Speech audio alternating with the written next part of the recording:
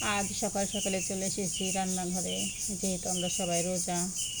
আর দেখুন চতুর্পাশে এত সুন্দর পাখির ডাক, সে আর বলার মতো না। তো আমি আজ রান্না করব লাউ শাক। মানে এই যে লাউয়ের ডগায় দেখুন, এগুলো অনেক মজা লাগে। এটা ছোটো মাছ দিয়ে চচ্চড়ি করব। তো আপনারা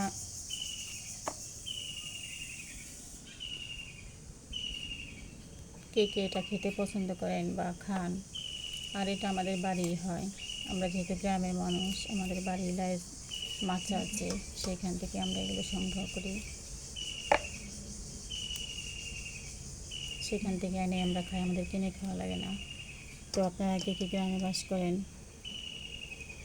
যদি এই ভিডিওটা দেখে ভালো লাগে, লাইক কমেন্ট করেন। আসসালামু আলাইকুম।